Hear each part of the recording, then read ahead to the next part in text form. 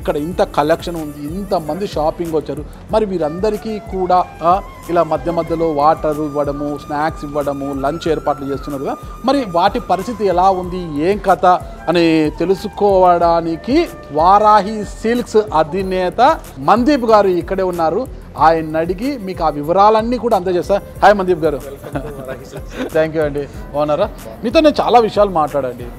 ఎక్కడైనా నేను కూడా ఫ్యామిలీతో షాపింగ్ వెళ్తుంటాను కదా, షోరూమ్స్కి వెళ్ళినప్పుడు జస్ట్ చీరలు చూపించడము, 1-2 చీరలు చూసాలకి వాళ్ళు కొద్దిగా అసంతృప్తి వ్యక్తం చేయడము, ఒకవేళ కొనుగోలు చేయకుండా బయటికి వెళ్ళిపోతే చికాకు పడ్డ మీరు అటువంటి చూస్తుంటాను అనమాట.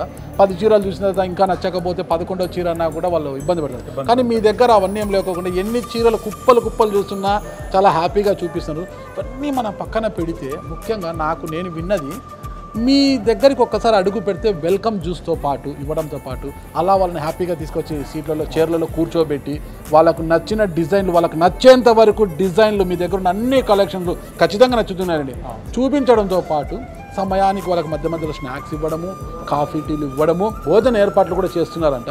అవును సార్. సో దీని మెయిన్ ఉద్దేశం ఏంటంటే సార్, అతిథి దేవో భవ అన్నారు. అవునండి. మనకి తెలియని అతిథి వస్తేనే ఇంటికి మనం వాళ్ళకి మన తెలుగు సాంప్రదాయాల ప్రకారం కంపల్సరీ వాళ్ళకి కాఫీనో, టీనో, మజ్జిగో ఎవరి స్తోమతను బట్టి వచ్చిన దాన్ని బట్టి చేస్తుంటారు. ఇప్పుడు ఎంత బిజీ లైఫ్ సార్. ఈ రోజు ఒక జూబ్లీ హిల్స్ లో ఒక వారాహికి రావాలంటే ఎవరెవరో ఎక్కడి నుంచో స్టార్ట్ అయింది. హైదరాబాద్ తీసుకుంటే మరి 5-6 కిలోమీటర్ల నుంచి వచ్చిన అరగంట 20 నిమిషాలు జర్నీ చేసి ఒకళ్ళు మన దగ్గరకు వచ్చినప్పుడు, అంటే వాళ్ళు కొనకపోయినా మనం చూద్దాము అని వచ్చినప్పుడు వాళ్ళకి మనం ఏమి చేయగలం అంటే కొనొచ్చు, కొనకపోవచ్చు, నచ్చచ్చు, నచ్చకపోవచ్చు, ఒక్కొక్కరికి ఒక్కొక్క టేస్ట్లు ఉంటాయి. సో మనం చేయగలిగేది ఏంటి అంటే సర్వీస్. ఏం సర్వీస్ చేయగలం? మనల్ని చూసి వచ్చినప్పుడు వాళ్ళకి ఆతిథ్యం ఎలా ఇవ్వాలి? సో వాళ్ళు మీరు చూస్తే ఈరోజు ఈ రణదన ధనుల మధ్యలో, ఈ కాలుష్యం మధ్యలో లోపలికి ఎంటర్ అవుతారు. వాళ్ళకి వచ్చిన వెంటనే ఫస్ట్ వాళ్ళకి పీస్ ఆఫ్ మైండ్ ఇవ్వగలరు, కొనాలనే ఫీలింగ్, ప్రశాంతత ఉండాలి. ఇప్పుడు నాకు కొనాలని ఉంది కానీ నా మైండ్ బాగాలేదు, నాకు అట్మాస్ఫియర్ నచ్చలేదు. సో ఇవన్నీ కన్సిడర్ చేసి నేను బయట చాలా షాపులకు వెళ్ళాను. అప్పట్లో పెళ్ళిళ్ళు అంటే చాలా షాపులకి మేమైతే ప్రత్యేకంగా కంచిలో మా అమ్మగారు వాళ్ళు, మా అత్తయ్య గారు వాళ్ళు అందరం కలిసి కంచికి ఒక రోజు ముందు రోజు వెళ్ళిపోయి అక్కడంతా కంచిలో షాపింగ్ చేసుకుంటూ రోజు మొత్తం అక్కడే ఉండి వచ్చేవాళ్ళం. సో ఎందుకు కంచి దాకా వెళ్ళాలి? మన దగ్గరే ఎందుకు మనం ఆ వెరైటీ తీసుకురాలేము? ఇప్పుడు కంచికి వెళ్ళాము, అంతకు మించిన వెరైటీలు. ఎస్. ఇప్పుడు కంచికి వెళ్తే ఏం దొరుకుతుందంటే కంచి యొక్క స్పెషాలిటీ అయినా కంచి పట్టు దొరుకుతుంది.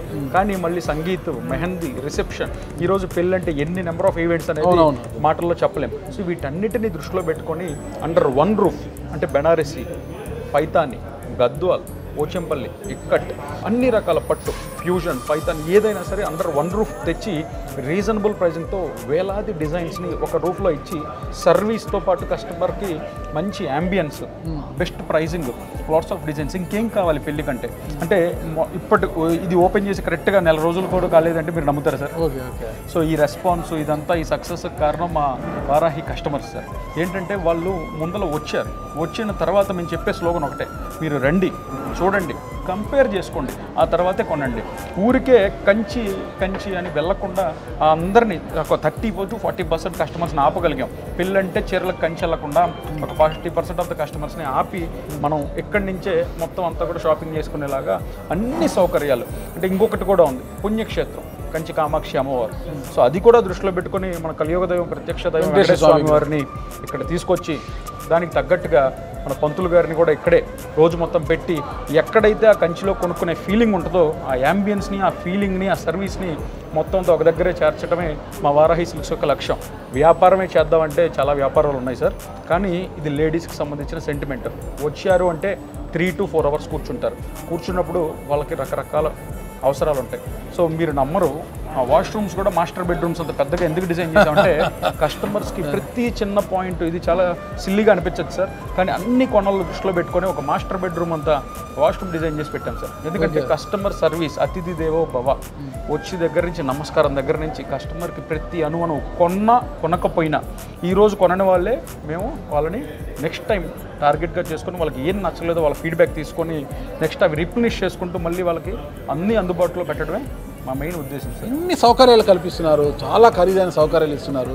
ఎలా ఉంటుందంటే ఈ జూబ్లీ హిల్స్, ఈ బంజారా హిల్స్, ఈ షోరూమ్స్లో బిజినెస్ అంతా కూడా కోటి హ్యాబిట్స్, కుక్కుట్పల్లి బిజినెస్ లా ఉండదండి. జరిగితే ఒకరోజు 1 కోటి 2 కోట్లు జరుగుతుంది, జరగకపోతే 0 ఉంటుంది అనమాట. కానీ రోజు వచ్చే వారికి అయితే మీరు అన్ని సౌకర్యాలు కల్పించాలి. ఇది ఎలా చూస్తారు అసలుకి? మెయిన్ మీకు ఇందాక చెప్పినట్టుగా నేను బిజినెస్ అనేది ఉద్దేశంగా తీసుకోలేదు సార్.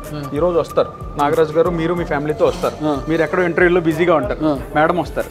మేడం వచ్చినప్పుడు ఒక 10 చీరలు పక్కన పెట్టుకుంటారు ఈ రోజు. కానీ రేపొద్దున మీరు ఫ్రీగా ఉన్నప్పుడు మళ్ళీ మీరు సెలక్షన్ కోసం వస్తారు. సో ఈ రోజు కొనలేదు, బిల్ అవ్వలేదు అని చెప్పి సరిగ్గా చూపించకపోతే రేపొద్దున మీరు ఫ్రీ అయిన తర్వాత మీ వైఫ్ పిలుస్తారు, సార్ ఏమంటే ఇట్లా నేను ఒక 10 చీరలు పక్కన పెట్టాను ముందెళ్ళిపోయి, సో మీరు 100 చీరలు చూసి నేను 10 చేశాను, 10లో మీరు 2, 3 మీకు నచ్చిన సెలెక్ట్ చేయండి అంటే మీరు నెక్స్ట్ డే వస్తారు.